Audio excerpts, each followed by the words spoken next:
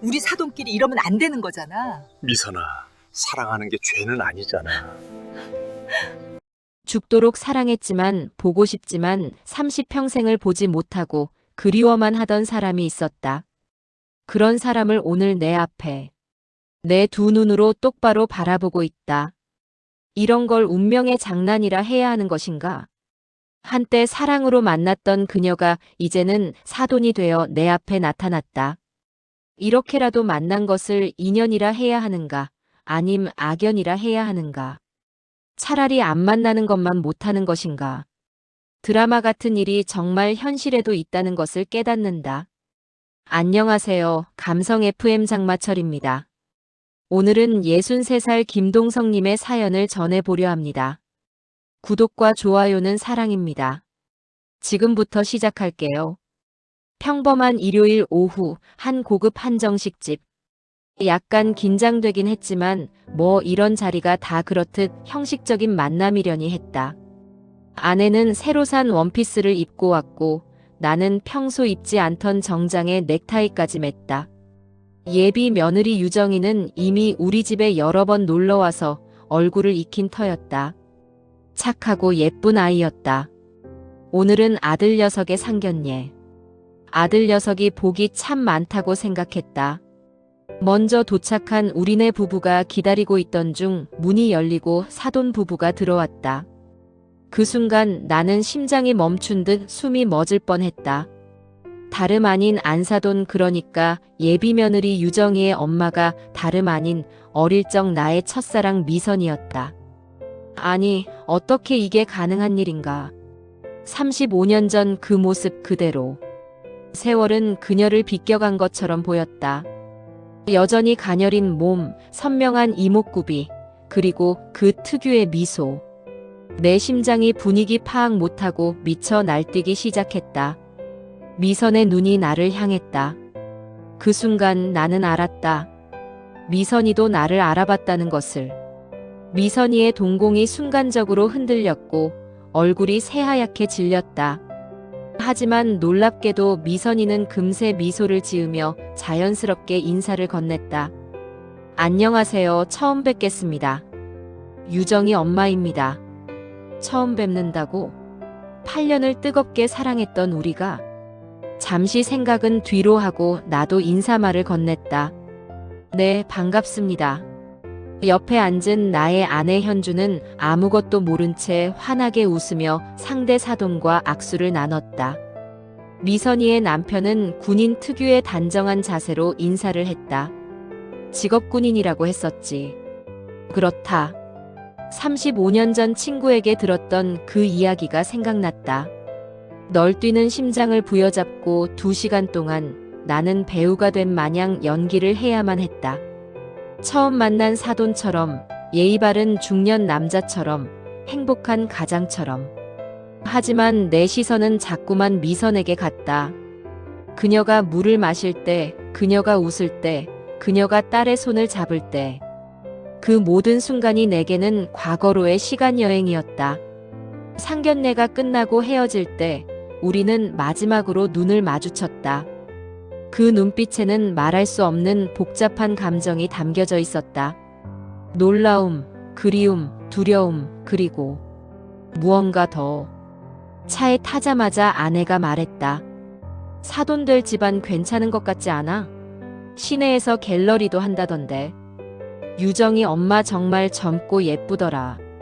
고급져 보인다고 할까 관리를 엄청 하나 봐. 나는 대답 대신 고개만 끄덕였다. 말을 하면 목소리가 떨릴 것 같았다. 집에 돌아와서도 나는 멍하니 앉아 있었다. 35년 만에 재회. 그것도 사돈으로. 이게 우연일까, 운명일까? 아니면 신의 장난일까? 드라마라고 해도 믿기 힘든 드라마 중에 드라마였다. 그날 밤 나는 잠을 이룰 수 없었고 수없이 뒤척이다 결국 뜨거웠던 과거로의 추억 여행을 떠났다. 미선이를 처음 만난 건 1983년 고등학교 3학년 가을이었다. 당시 나는 대학 입시를 앞둔 평범한 고3이었다. 공부를 열심히 하는 편도 아니었고 그렇다고 노는 것도 아닌 애매한 위치. 친구들과 어울려 다니고 주말이면 당구장에 가고 가끔 몰래 담배를 피우는 그런 평범한 남학생이었다. 야, 이번 주 토요일에 정상 여고 애들이랑 미팅 있는데 자리가 하나 비어. 그 자리 좀 너가 채워줄래? 단짝 친구 종호가 물었다. 여고생들과의 미팅이라니. 나는 별로 내키지 않았지만 친구의 성화에 못 이겨 결국 따라 나섰다. 약속 장소는 읍내에 위치한 한 빵집이었다. 요즘 아이들은 상상도 못할 풍경이다. 빵집에서 미팅을 하던 시절. 그때는 그게 유일한 만남의 장소였다. 빵집 문을 열고 들어갔을 때 구석 자리에 앉아있던 3명의 동갑내기 여학생들이 보였다. 그중 한 명이 바로 미선이었다. 그녀는 하늘색 물방울 원피스를 입고 있었다. 윤기나는 긴 생머리, 큰 눈, 작은 얼굴. 솔직히 말하면 한눈에 반했다. 처음 보는 순간 심장이 쿵 내려앉는 느낌. 여자의 손 한 번 못 잡아본 적 없는 나로서는 떨림 그 자체였다. 안녕. 어색한 인사가 오갔다. 자기소개를 하고 학교 이야기를 하고 뭐 그저 그런 시시콜콜한 이야기들. 하지만 나는 미선이만 쳐다보고 있었다. 그녀가 웃을 때마다 심장이 두근거렸다. 미팅이 끝나고 헤어질 때까지 나는 한마디도 못한 채 소가리만 하고 있었고 이런 나 자신에게 병신새끼라고 스스로 욕을 하고 있었다. 하지만 이대로 집에 갔다간 평생 한으로 남을 것 같다는 생각이 몰려왔고 마침내 나는 젖먹던 힘까지 쥐어짜가며 용기를 내물었다. 저기, 다음에 또 만날 수 있을까? 미선이는 잠깐 망설이다가 미소를 지으며 말했다. 글쎄 공부해야 하는데. 그 말을 거절로 받아들여야 했을까? 하지만 나는 포기하지 않았다. 혼자 있기엔 뻘쭘하여 친구를 강제로 끌고 가 학교 시간에 맞춰 그녀의 학교 앞에서 기다렸다.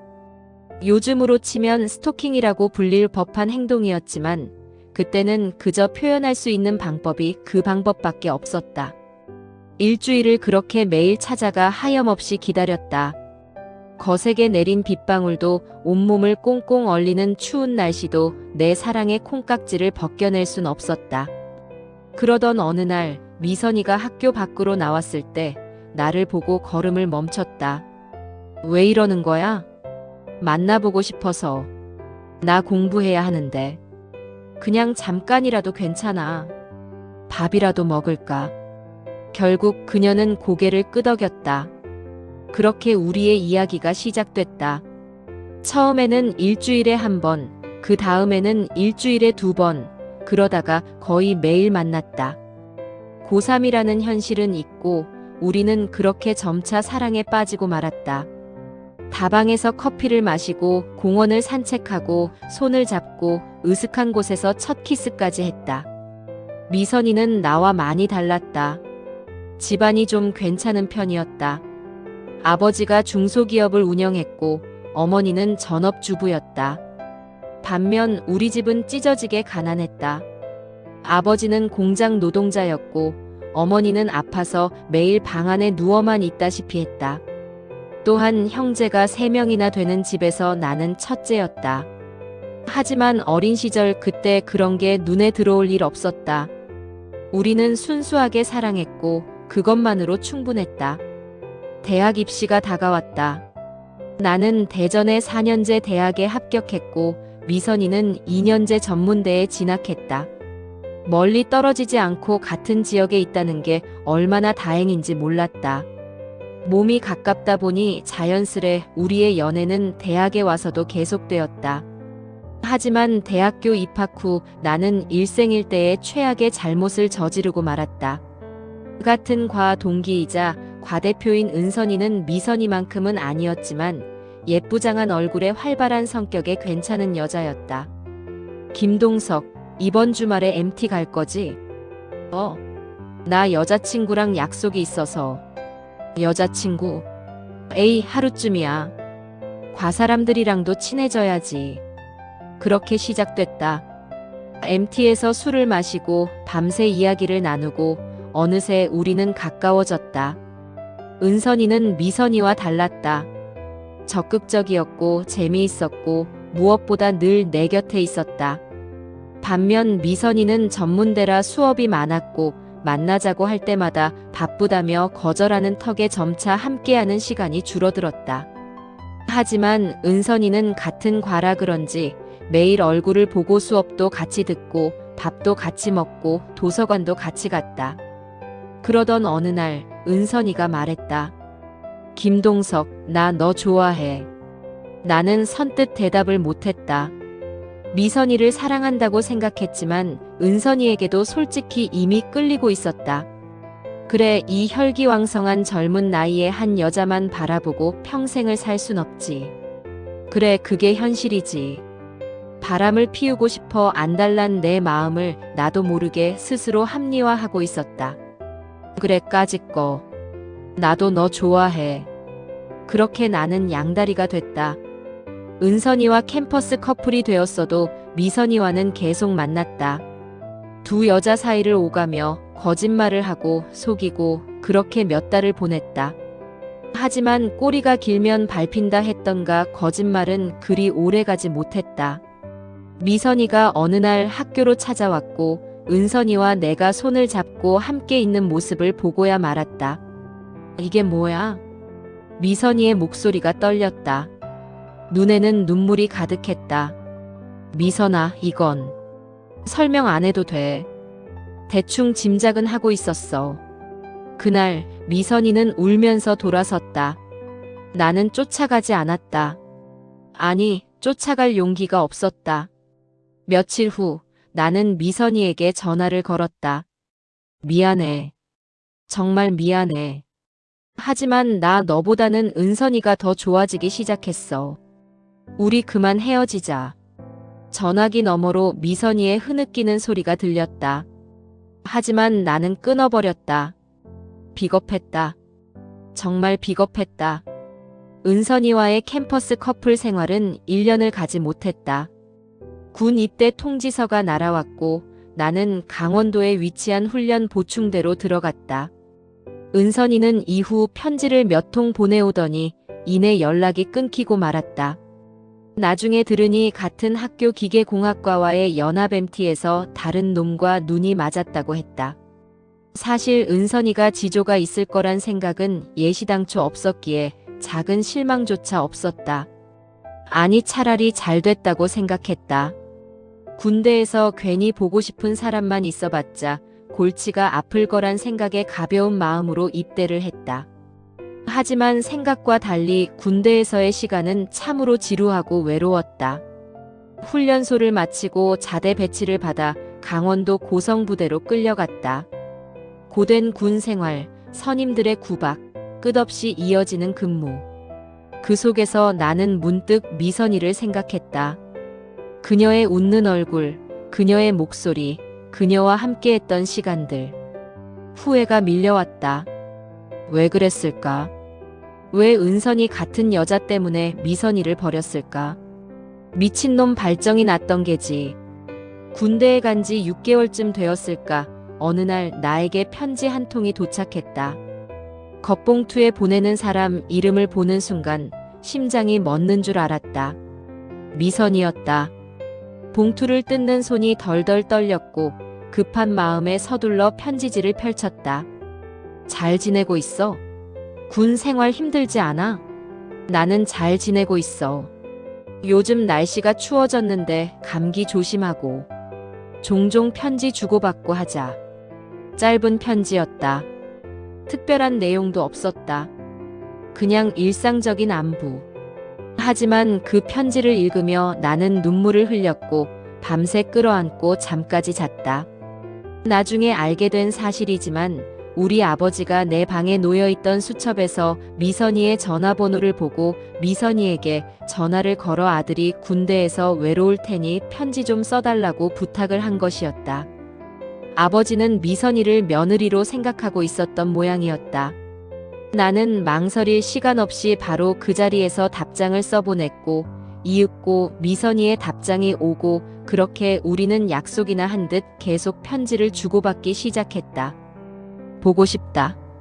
어느 날 미선이가 편지에 그렇게 썼다. 나도 보고 싶었다. 너무나 보고 싶었다. 첫 정기 휴가를 나왔을 때 만나자는 약속을 하고 어느덧 바로 그날이 다가왔다. 약속한 대전역 앞에서 미선이를 만났다. 그녀는 분홍색 원피스를 입고 있었고 여전히 예뻤다. 충성. 오래간만이야.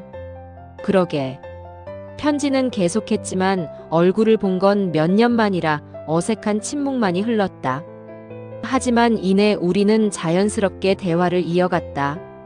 서로가 약속이나 한 듯 과거의 일은 언급하지 않았다. 그냥 현재를, 지금 이 순간을 즐겼다. 사실, 나 지금 사귀는 사람 있어. 미선이가 조심스럽게 말했다. 가슴이 철렁했다. 그래? 누군데? 대학 때 선배. 착한 사람이야. 나는 아무 말도 할 수 없었다. 당연했다. 내가 그녀를 버렸는데 그녀가 다른 사람을 만나는 게 당연한 거였다. 하지만 미선이는 망설이며 말했다. 근데 너를 보니까 또 헷갈려. 나 바보지?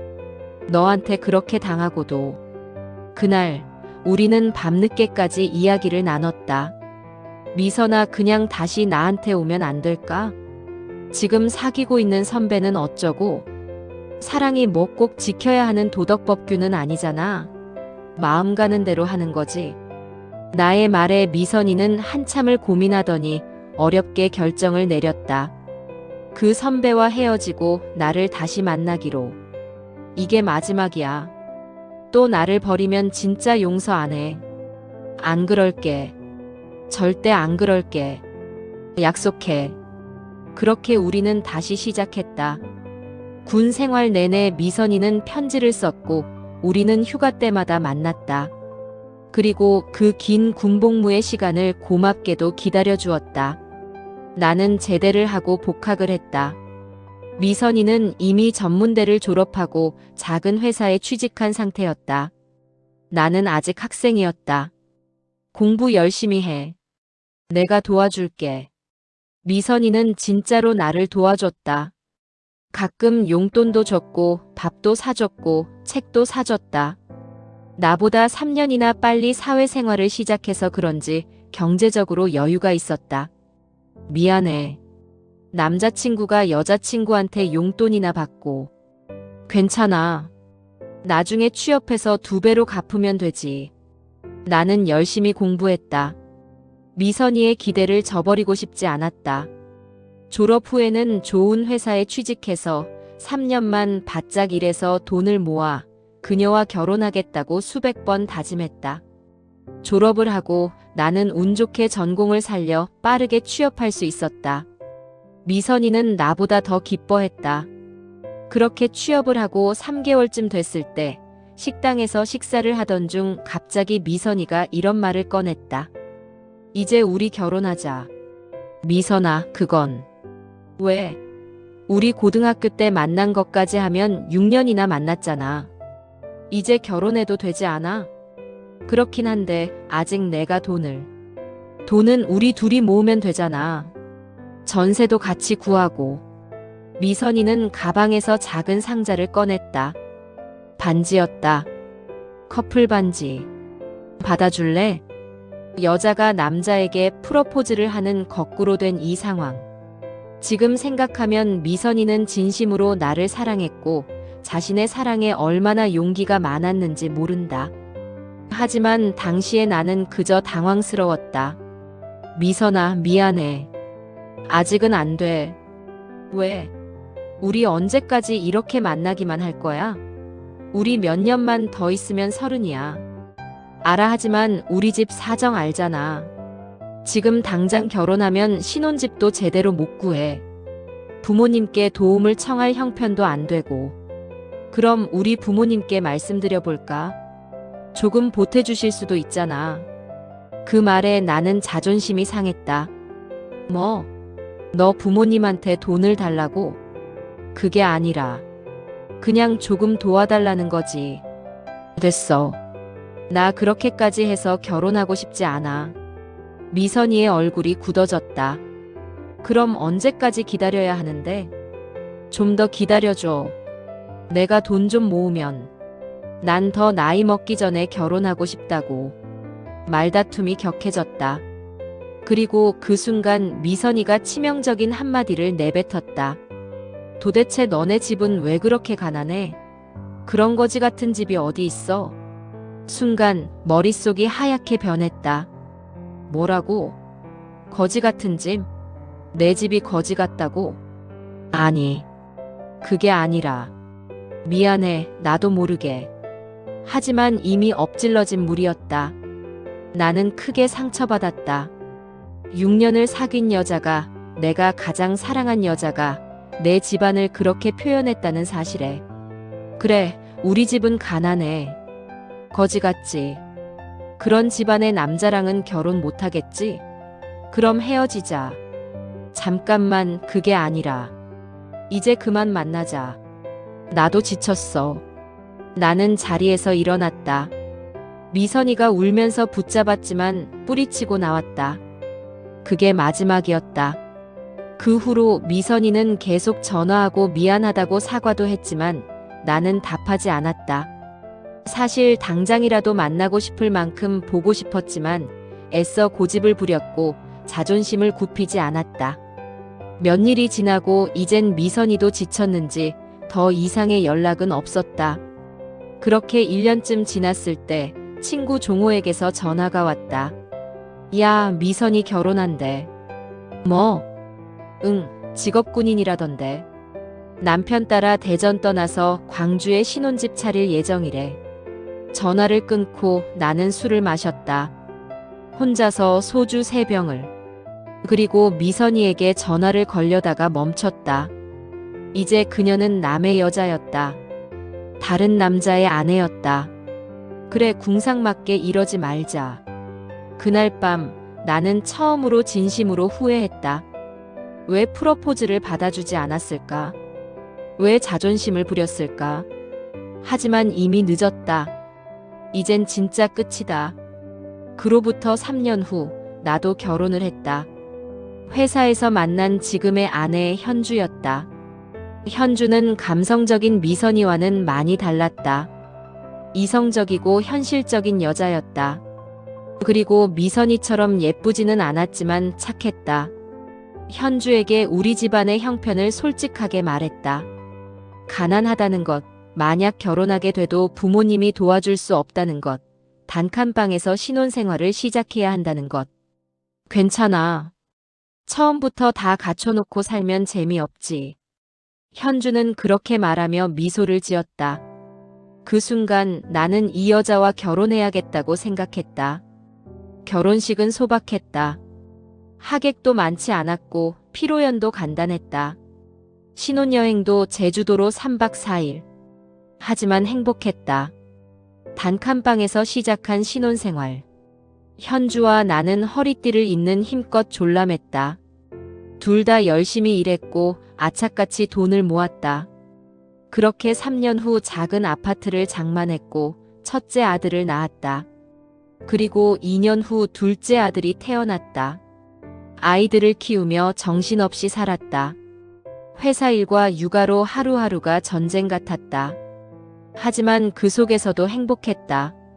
조금씩 재산도 불어났고 점점 더 큰 아파트로 이사도 갔다. 어느새 나는 중년이 되었다. 머리에는 흰머리가 섞였고 배는 나왔고 얼굴에는 주름이 생겼다. 현주도 마찬가지였다. 우리는 함께 늙어가고 있었다. 미선이에 대한 기억은 점점 희미해졌다. 남자는 첫사랑을 잊지 못한다더니 가끔 생각이 나고 미친 듯이 보고 싶었지만 이제는 아련한 추억일 뿐이었다. 큰아들 재민이가 대학을 졸업하고 취직을 하더니 어느 날 여자친구를 데려왔다. 엄마, 아빠, 소개할 사람 있어요. 유정이라는 이름의 예쁜 여자였다. 착해 보였고 재민이를 바라보는 눈빛이 따뜻했다. 유정이와 결혼하고 싶어요. 아들 재민이의 말에 아내는 눈물을 글썽였다. 우리 아들 다 컸네. 나도 기뻤다. 아들이 좋은 사람을 만났다는 게. 유정이는 몇 번 더 우리 집에 놀러 왔고 가족처럼 편하게 지냈다. 현주는 유정이를 딸처럼 예뻐했다.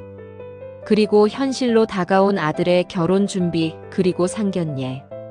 그렇게 우리는 한정식 집에서 만나게 된 것이다. 상견례 후 일주일 동안 나는 혼란스러웠다. 미선이. 35년 만에 다시 만난 그녀. 사돈으로. 이게 무슨 운명의 장난인가. 회사에서도 일이 손에 잡히지 않았다. 회의 중에도 멍하니 앉아 있었고 보고서를 쓰다가도 자꾸 딴 생각이 났다. 남편, 요즘 무슨 걱정 있어? 현주가 물었다. 아니, 아무것도 아니야. 거짓말이었다. 하지만 말할 수 없었다. 저 사부인이 다름 아닌 유정이 엄마가 내 옛날 여자친구라고? 6년이나 사귀었다고? 그런 말을 어떻게 해? 밤에 잠을 자려고 누워도 잠이 오지 않았다. 미선이의 얼굴이 자꾸 떠올랐다. 그녀의 미소, 그녀의 목소리, 그녀와 함께했던 시간들.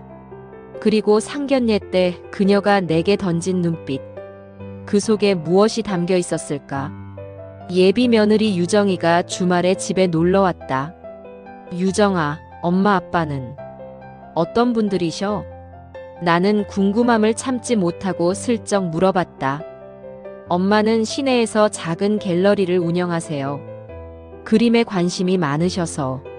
아빠는 군인이셨는데 5년 전에 전역하시고 지금은 보안 관련 컨설팅 회사 다니세요. 그렇구나. 엄마가 참 젊어 보이시더라. 네, 엄마 관리 엄청 하세요. 운동도 열심히 하시고. 아빠가 엄마 사랑이 대단하세요. 그 말을 듣는데 가슴이 아팠다. 미선이는 행복하게 사는구나. 좋은 남편을 만나서. 참, 아버님. 양쪽 부모님 연락처 주고받아야 하지 않을까요? 결혼식 준비하려면 자주 연락해야 할 텐데. 아, 그래야겠구나. 유정이는 자기 부모님 연락처를 알려줬다. 나는 떨리는 손으로 핸드폰에 저장했다. 그리고 사돈이라는 이름 대신 미선이라고 저장하며 혼자 설레어 하고 있었다. 그 번호를 보고 있으니 또다시 심장이 뛰기 시작했다. 예전에는 집 전화번호만 알고 있었는데 이제는 핸드폰 번호를 알게 됐다. 그날 밤 나는 술을 한 잔 마셨다. 용기를 내기 위해. 그리고 메신저를 켰다. 전화번호로 검색을 하니 미선이의 프로필이 떴고 프로필 사진은 꽃 사진의 상태 메시지는 비어 있었다. 역시 자신을 내세우기 싫어하는 미선이의 메신저 같았다. 손가락이 떨렸다. 메시지를 보내야 할까 말아야 할까. 한참을 고민하다가 결국 타이핑을 시작했다. 안녕하세요. 지난번 상견례에서 배웠던 재민이 아버지입니다. 정말 놀라운 우연이네요. 애들 결혼 전에 한번 따로 만나서 얘기 나눌까요? 할 얘기가 있을 것 같아서요. 전송 버튼을 누르는 순간 심장이 터질 것 같았다. 1분, 2분, 5분. 답장이 없었다. 자고 있나? 아니면 일부러 답장을 안 하는 건가? 10분쯤 지났을 때 말풍선이 떴다. 네, 저도 놀랐어요. 세상 참 좁네요. 좋습니다. 만나서 얘기해요. 나는 화면을 뚫어져라 쳐다봤다. 그녀도 만나고 싶어 한다. 나만 이런 게 아니었다. 그럼 이번 주 토요일 어떠세요? 좋아요. 시간과 장소 정해서 알려주세요. 나는 조용한 커피숍을 검색했다. 사람이 많지 않은 곳, 대화하기 좋은 곳. 그리고 장소를 보냈다. 그럼 토요일 오후 2시에 뵙겠습니다. 네. 어색한 존댓말과 짧은 대화였지만 그 후로 나는 그날이 올 때까지 한숨도 잘 수 없었다. 기다리고 기다리던 토요일이 왔다. 현주에게는 일이 있어 회사 출근을 한다고 거짓말을 하고 나왔다. 정장을 입고 향수를 뿌리고 거울을 봤다.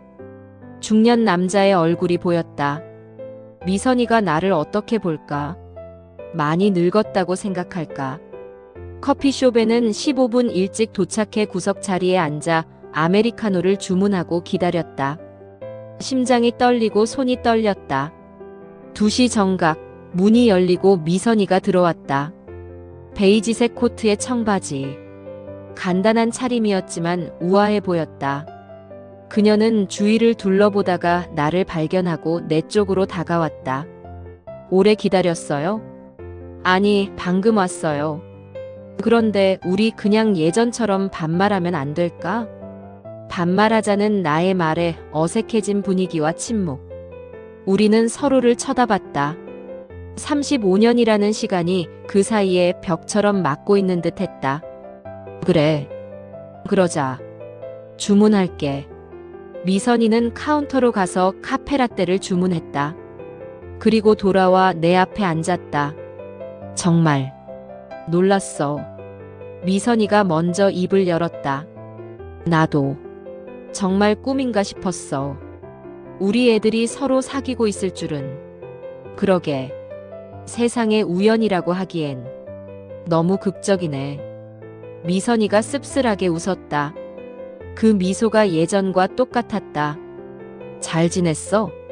뭐, 그럭저럭. 미선이 너는? 나도 그럭저럭. 우리는 서로의 삶에 대해 이야기를 나눴다. 조심스럽게, 천천히.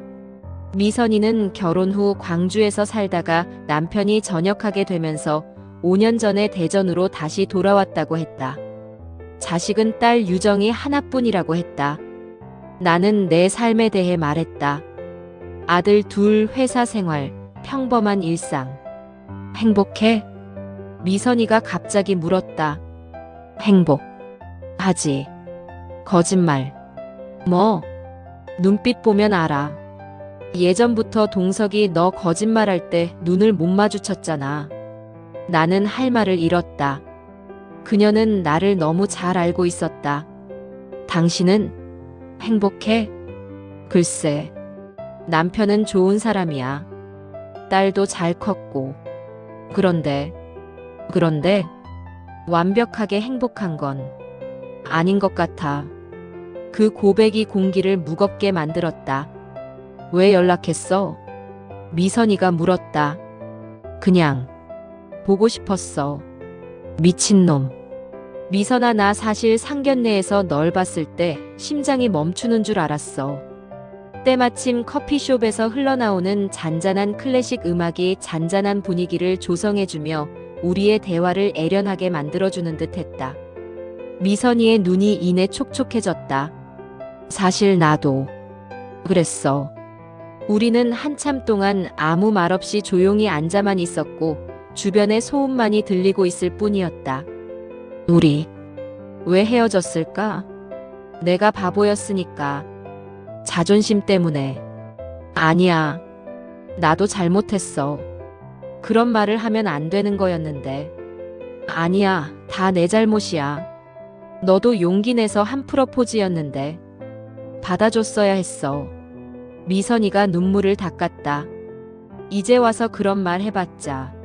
알아. 하지만 말하고 싶었어. 35년 동안 하고 싶었던 말. 커피는 식었고 시간은 흘렀다. 우리는 과거의 이야기를 끄집어냈다. 행복했던 순간들, 아팠던 순간들. 술이나 한잔 할까? 미선이가 제안했다.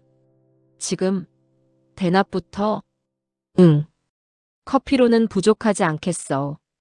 우리는 낮이라 문을 연 술집이 없어 근처 조용한 식당으로 자리를 옮겼다. 해장국과 소주 한 병을 주문했다. 한 잔, 두 잔. 술이 들어가니 입이 더 가벼워졌다. 너 잊으려고 정말 많이 노력했어. 미선이가 말했다. 나도. 결혼하고도 가끔 생각났고. 나도 그랬어.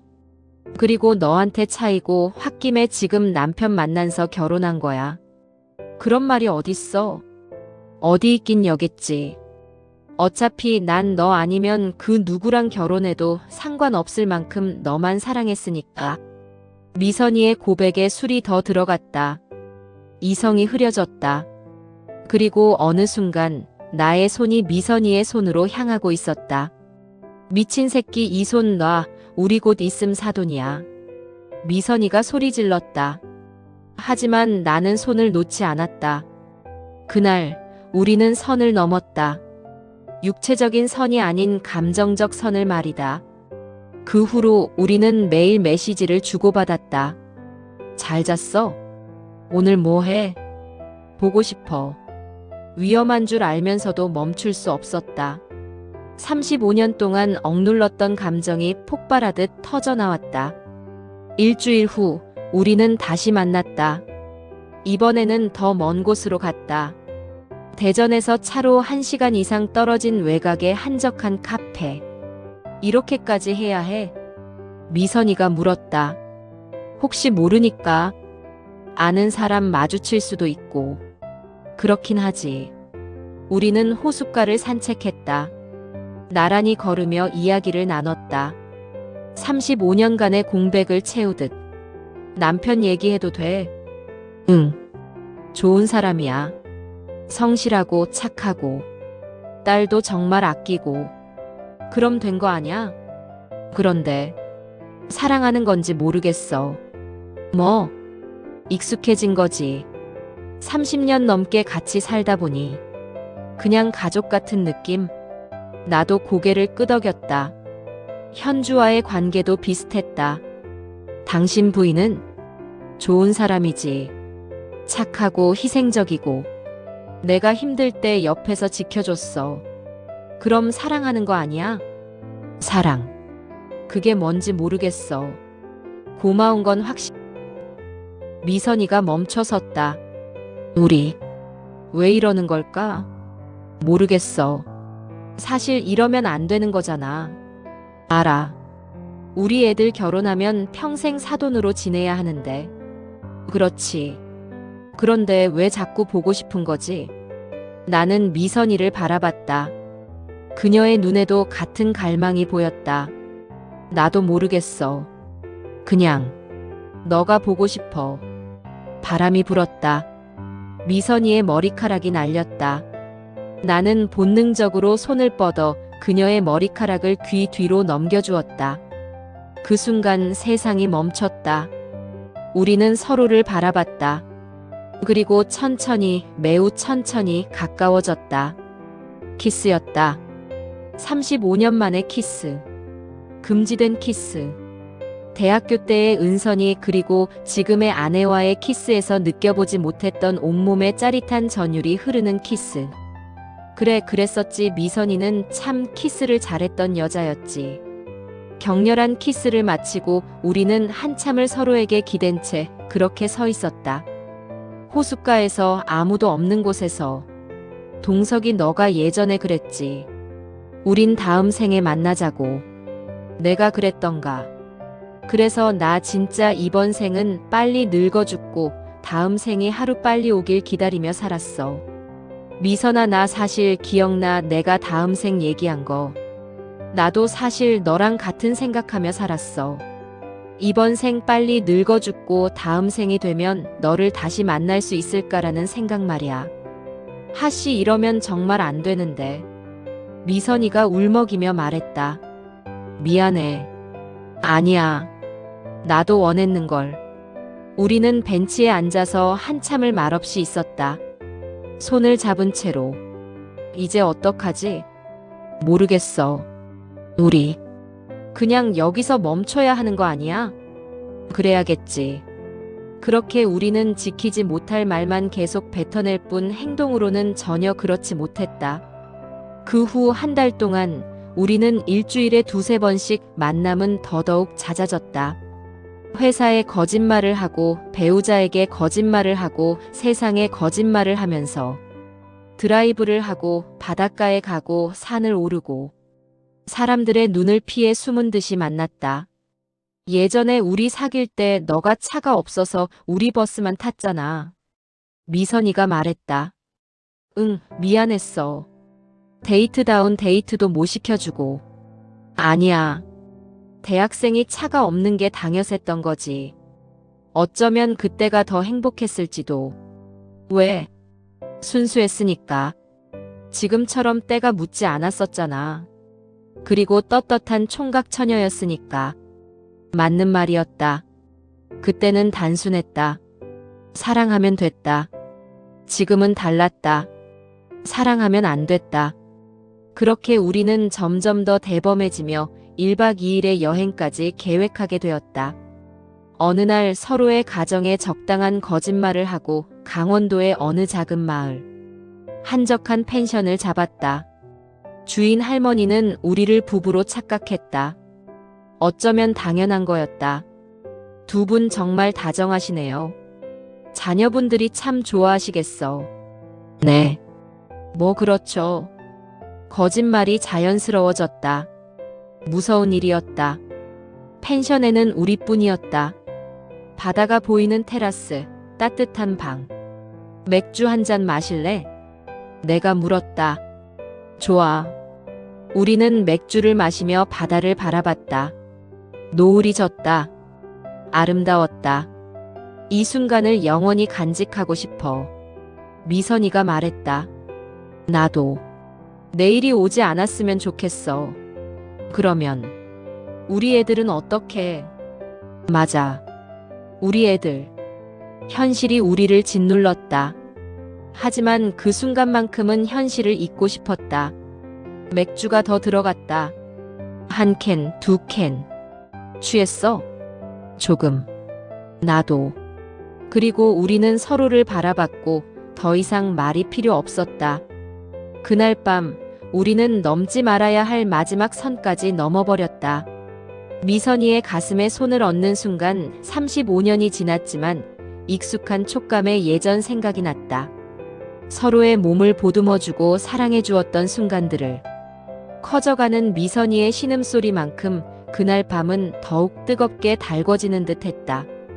그렇게 우린 35년 만에 다시 하나가 됐다. 금지된 사랑, 금지된 육체. 누가 욕을 해도 좋다. 어느 드라마의 대사처럼 사랑하는 게 죄는 아니지 않아라고 하지 않았던가. 어느덧 2달이 흘렀다. 아들 재민이와 유정이의 결혼식 날이 코앞으로 다가왔다. 나와 미선이는 그 사이에도 계속 만났다. 우리의 인연은 한번 시작하니 끊을 수 없는 마약과도 같았다. 결혼식 날은 어떡하지? 미선이가 물었다. 모르는 척 해야지. 뭐? 그게 가능할까? 가능하게 만들어야지. 하지만 두렵기는 마찬가지였다. 결혼식장에서 양가 가족이 모인 자리에서 과연 아무렇지 않은 척할 수 있을까? 결혼식 전날 밤 미선이에게 메시지가 왔다. 내일 보면 참 이상할 거야. 응. 우리가 사돈이 된다는 게 실감이 안 나. 나도. 그래도 연기 잘해야 해. 알아. 걱정 마. 나 배우가 꿈이었잖아. 하지만 그날 밤 도통 잠은 오지 않았다. 결혼식 당일. 번화가의 한 웨딩홀. 화려한 장식, 많은 하객들. 나는 밤새 뜬 눈으로 지낸 걸 표시내듯 벌겋게 상기된 두 눈으로 신랑 아버지로서 입구에 서서 손님들을 맞이했다. 아내인 현주 역시 옆에서 미소를 지으며 인사하기 바빴다. 그리고 신부 측 입구에 미선이가 보였다. 우아한 한복을 입은 그녀. 옆에는 남편이 서 있었다. 그들도 손님들을 맞이하느라 정신이 없었다. 우리의 눈이 마주쳤고 비밀 사내 연애라도 하듯 짜릿했다. 내가 변태인가 왜 자꾸 짜릿하지.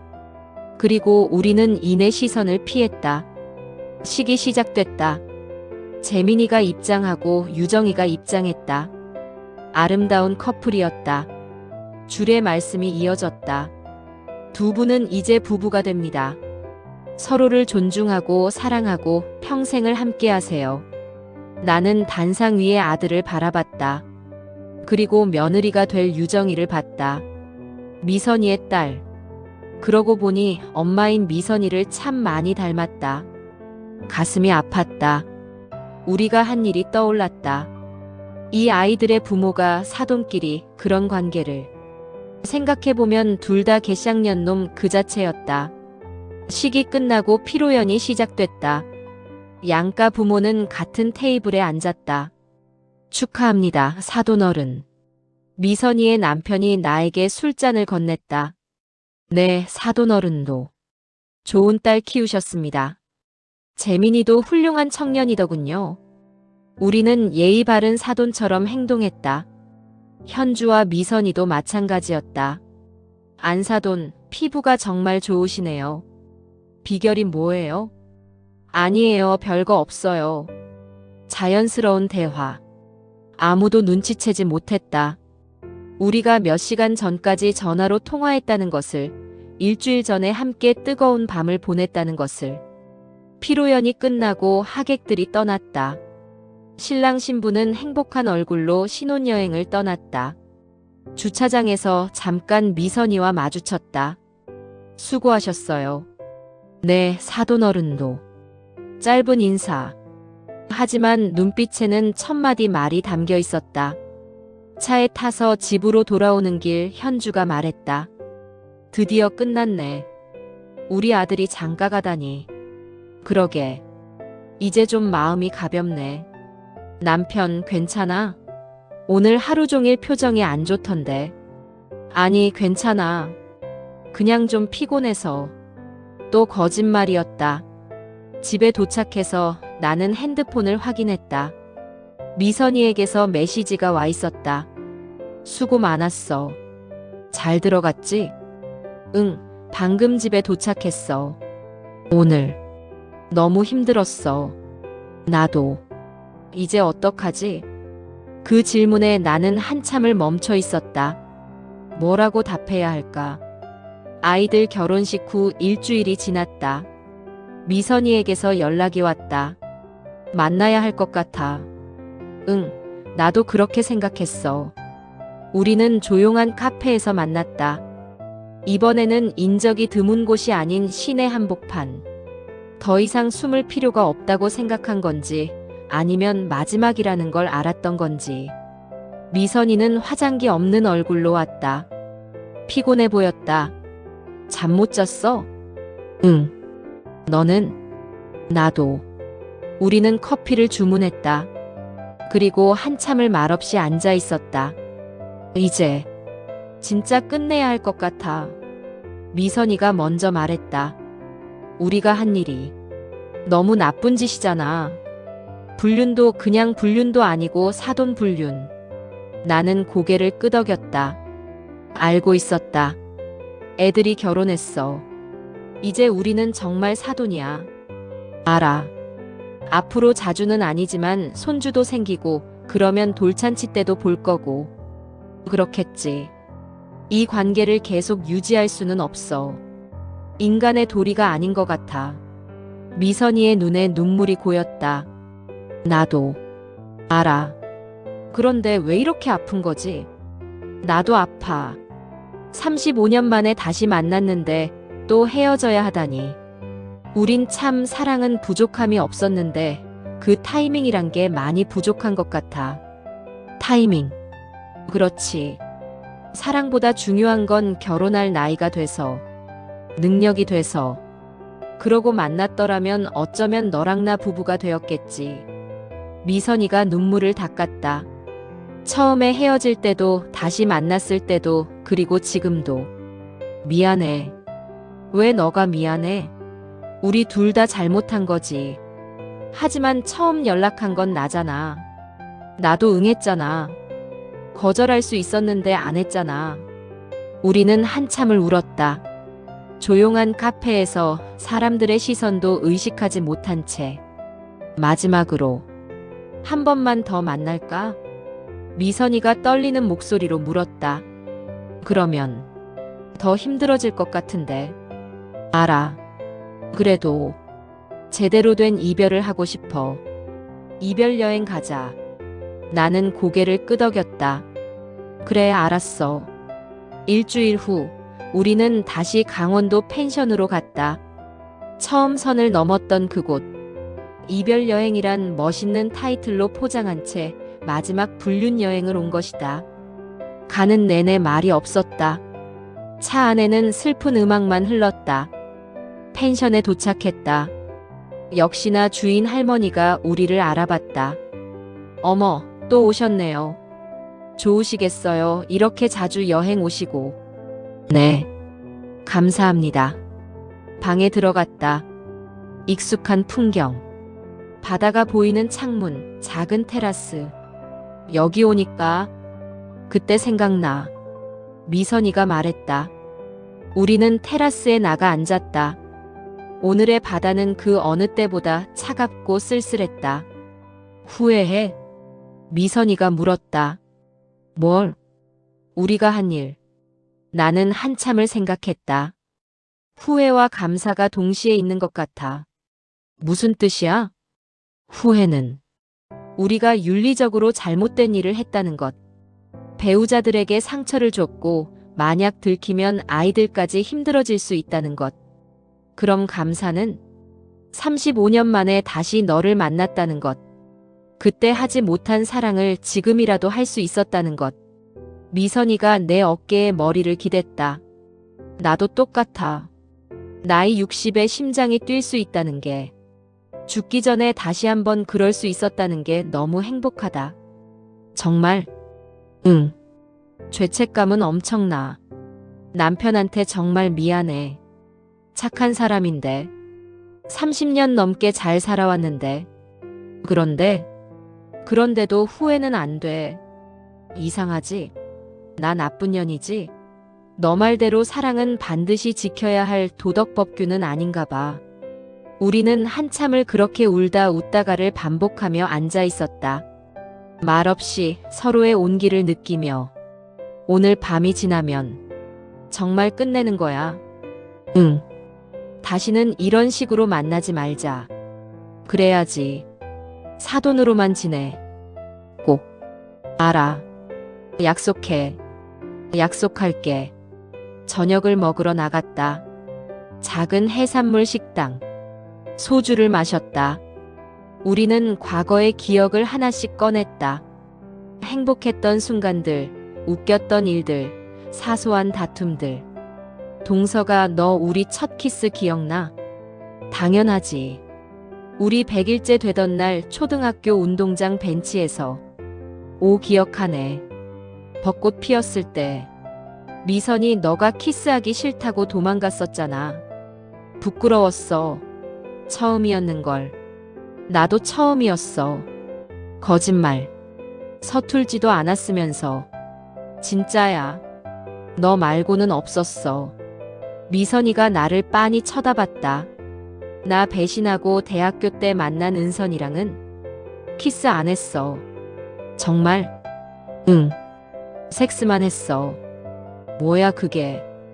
우리는 울고 웃다를 그렇게 반복했다. 펜션으로 돌아왔다. 샤워를 하고 침대에 누웠다. 자, 미선이가 물었다. 아직은. 잠이 안 와. 나도. 우리는 천장을 바라봤다. 손을 잡은 채로. 만약에 그때 내 프로포즈를 너가 받아줬다면 어땠을까? 결혼했겠지. 행복했을까? 글쎄. 가난하게 살았겠지. 고생 많이 했을 거야. 그래도 좋았을 것 같아. 정말. 사랑하는 사람이랑 같이 고생하는 게 사랑하지 않는 사람과 편하게 사는 것보다 낫지 않을까? 넌 불행했어? 불행하진 않았어. 그냥 무언가 채워지지 않는 느낌? 나도 그래. 그게 너였나 봐. 나도 너였나 봐. 미선이가 몸을 돌려 나를 바라봤다. 사랑해. 나도 사랑해. 35년 전에도 지금도. 나도 그래. 우리는 격렬한 키스를 했다. 마지막 키스. 그리고 그렇게 우린 한 몸이 되어 마지막 밤을 보냈다. 다음 날 새벽 나는 먼저 잠을 깼다. 옆에서 자고 있는 미선이를 봤다. 평화로운 얼굴. 35년 전 그 모습 그대로. 이게 마지막이구나. 이 얼굴을 이렇게 가까이서 보는 게. 미선이도 깼다. 눈을 뜨더니 나를 봤다. 일찍 일어났네. 잠이 안 와서. 나도. 사실 한숨도 못 잤어. 왜? 자면 시간이 빨리 가잖아. 그럼 우리 사이 끝나잖아. 우리는 일어나서 짐을 쌌다. 천천히, 최대한 천천히. 체크아웃을 하고 차에 탔다. 대전으로 돌아가는 길. 어디 내려줄까? 가까운 지하철역 앞에 내려줘. 걸으면서 생각도 하고 싶고. 거기서 혼자 갈게. 알았어. 차 안은 조용했다. 라디오도 틀지 않았다. 지하철역 앞에 도착했다. 미선이가 안전벨트를 풀었다. 그럼 이제 진짜 마지막이네. 응. 앞으로는 사돈으로 만나. 그래. 나중에 보면 모르는 척 잘해야 해. 알아. 미선이가 차 문을 열었다. 그리고 멈췄다. 저기. 응. 행복하게 사세요. 사돈 어른. 네. 안사돈도 행복하세요. 슬픔지만 애써 웃으며 어색한 인사를 한 후 미선이가 내렸다. 그리고 이내 몇 걸음 걷다가 뒤를 돌아봤다. 우리는 마지막으로 눈을 마주쳤다. 그녀가 손을 흔들었다. 나도 손을 흔들었다. 그리고 끝내 그녀는 돌아서서 걸어갔다. 지하철역 안으로, 사람들 속으로, 내 시야에서 사라졌다. 나는 한참을 거기 앉아 있었다. 시동도 끄지 않은 채. 핸드폰이 울렸다. 미선이에게서 메시지가 왔다. 사랑했어. 예전에도 지금도 아마 앞으로도. 하지만 멀리서만 지켜볼게. 너도 그래주길 바래. 우리 각자의 자리로 돌아가서 행복하자. 나는 답장을 쓰려다가 멈췄다. 뭐라고 써야 할까? 미선아, 우리 멀리 도망치자. 우리 지금이라도 행복하자. 라고 썼다가 지웠다. 미선아, 나도 사랑해. 사랑해. 사랑해. 사랑해. 라고 썼다가 지웠다. 그렇게 속마음을 썼다 지웠다를 반복하다 끝내 답장을 보내지 못하고 핸드폰을 내려놨다. 그리고 나도 모르게 눈에서 눈물이 주룩주룩 흘렀다. 그렇게 청승맞게 나이 60을 넘게 처먹은 노인네가 계속 울었다. 그 후 한 달이 지났다. 미선이와 나는 연락을 끊었다. 메시지도 전화도 하지 않았다. 처음에는 힘들었다. 습관적으로 핸드폰을 켜서 그녀의 프로필을 보고 메시지를 쓰려다가 지우기를 반복했다. 그러다 어느 날 그녀의 번호를 지워버렸다. 하지만 머릿속의 숫자 11자리가 바위에 새겨진 듯 잊을래야 잊혀지지 않았기에 번호 삭제가 별 의미는 없었다. 밤에 잠이 오지 않았다. 그녀와의 기억이 자꾸 떠올랐다. 함께했던 순간들, 나눴던 대화들, 마지막 밤. 현주는 내 변화를 눈치챘는지 물었다. 남편, 요즘 이상해. 무슨 일 있어? 아니, 없어. 갱년기인가? 병원 가볼래? 아니야, 괜찮아. 거짓말의 연속이었다. 하지만 어쩔 수 없었다. 진실을 말할 수는 없었다. 회사에서도 실수가 잦아졌다. 중요한 회의에서 멍하니 있기가 일쑤였다. 이사님, 요즘 무슨 일 있으세요?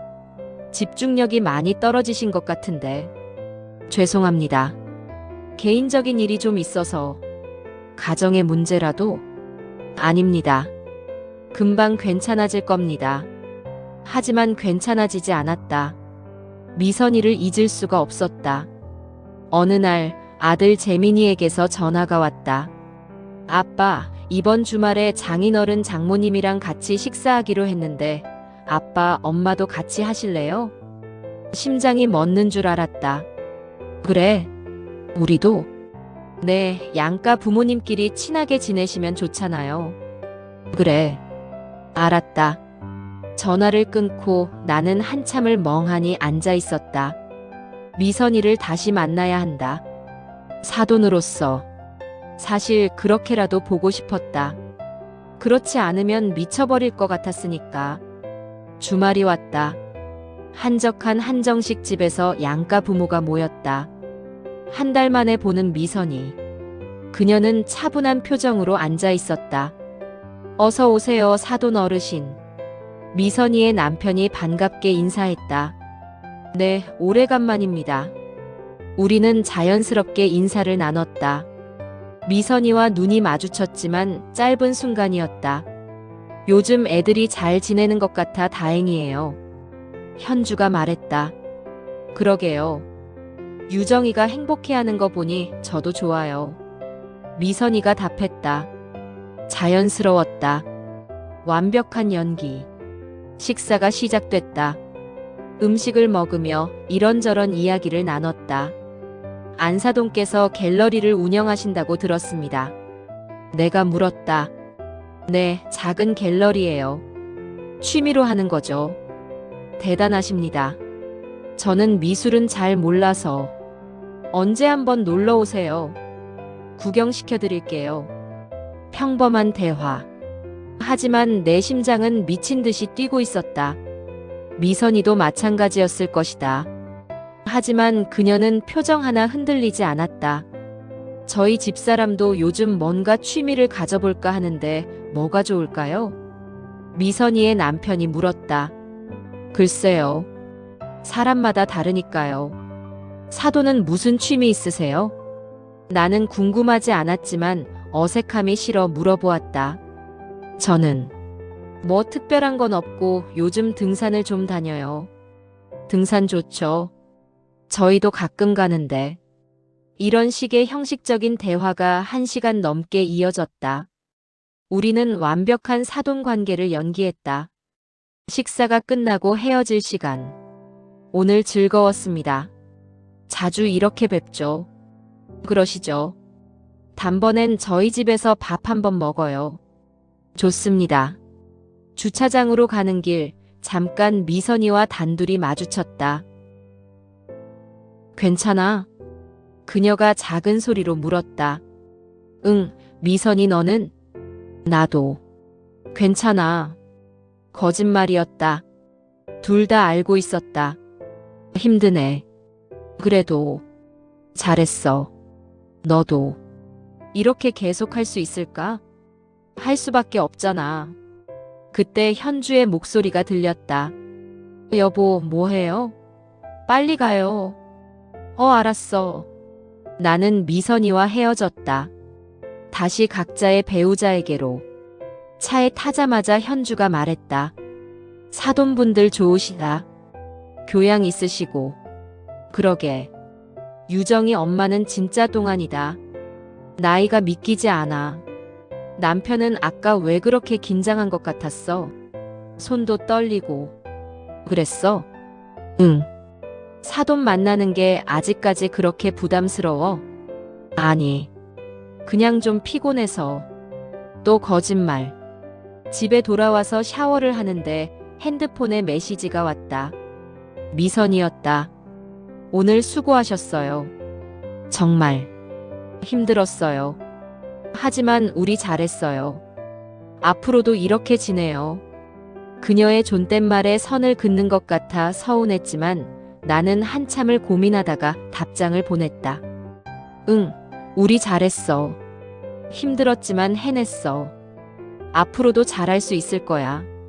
네. 그럼 이제 진짜 연락 안 할게요. 알았어. 너도 건강해. 당신도요. 그게 미선이의 진짜 마지막 메시지였다. 6개월이 지났다. 그 사이 며느리 유정이가 임신 소식을 전했다. 양가 부모는 기뻐했고 또 한 번 함께 모였다. 이번에는 조금 나았다. 미선이를 봐도 심장이 터질 것 같지는 않았다. 여전히 아프긴 했지만 견딜만 했다. 축하합니다, 사돈 어르신. 우리 곧 할아버지 할머니 되는 거죠? 그러게요. 믿기지가 않네요. 우리는 웃으며 대화를 나눴다. 점점 자연스러워졌다. 추석이 됐다. 재민이가 유정이를 데리고 우리 집에 왔다. 엄마, 아빠, 세배 받으세요. 어머, 우리 며느리 배 많이 불렀네. 조심해야 해. 현주가 유정이를 챙겼다. 사돈 어르신들도 추석 잘 보내시라고 전해드려. 내가 말했다. 네, 전할게요. 유정이가 웃으며 답했다. 그 순간 문득 이런 생각이 들었다. 그래, 우리 아이들이 나보다 살 날이 창창한데. 내가 얼마 안 남은 인생 좀 행복하자고 아이들의 행복을 꺾으면 안 되는 거지. 지난 30년 넘게도 참고 살아왔는데 말이지. 이듬해 봄, 손자가 태어났다. 병원에서 양가 부모가 모두 모였다. 분만실 밖에서 우리는 초조하게 기다렸다. 나올 때 됐는데 미선이의 남편이 시계를 보며 말했다. 아기 낳는 거 시간 오래 걸리잖아요. 현주가 답했다. 나와 미선이는 조금 떨어져 앉아 있었다. 말은 하지 않았지만 같은 생각을 하고 있었다. 우리의 아이들이 만나서 결혼해서 이제 아기까지 낳았다. 우리는 이제 진짜 가족이 됐다. 산모와 아이 모두 건강합니다. 간호사가 나왔다. 모두가 벌떡 일어났다. 축하드립니다. 건강한 남자아이예요. 정말요? 네, 어머님과 아기 모두 건강합니다. 신생아실로 이동했다. 유리창 너머로 작은 아기가 보였다. 우리 손자. 현주가 눈물을 흘렸다. 정말 잘생겼네.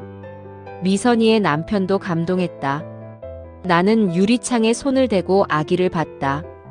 작고 빨간 얼굴, 우는 모습. 옆에서 미선이도 같은 행동을 하고 있었다. 우리의 손이 유리창 위에서 거의 닿을 듯 말 듯 했다. 잠깐 눈이 마주쳤다. 그리고 동시에 웃었다. 그 미소에는 복잡한 감정이 담겨 있었다. 기쁨, 슬픔, 후회, 감사. 모든 것이.